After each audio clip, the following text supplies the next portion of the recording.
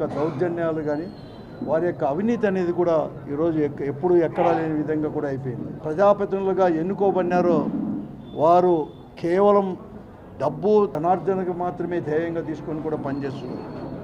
ఇసుక దగ్గర నుంచి అలాగే లిక్కర్ దగ్గర నుంచి ప్రతి ఒక్కటి కూడా ఒక చిన్న ఎఫ్ఈ షాపు కూడా వారి పార్టీ కార్యకర్తలకు ఇవ్వాలని చెప్పినా కూడా కొద్దో గొప్ప వారికి అప్పచెప్పుతేనే వారి ఆఫీసుల్లో అప్పచెప్పితేనే వారికి ఇచ్చే పరిస్థితిని ఇవి కూడా ఈరోజు కూడా ఈ జిల్లాలో మరి ముఖ్యంగా ఈ రాష్ట్రంలో కూడా నెలకొని ఉండే ఎక్కడికక్కడ కూడా నిలబెట్టాలని చెప్పేసి అలాగే మరి ముఖ్యంగా రెవెన్యూ పోలీసు కూడా వ్యవస్థ కూడా ఈరోజు వన్ సైడ్ కూడా అయిపోయింది. కూడా ఈరోజు ఎస్పీ మాట ఎక్కడ కానీ వాళ్ళ సిఐలు కానీ కానిస్టేబుల్ కూడా వినలేని పరిస్థితి ఈ జిల్లాలో నెలకొని ఉంది.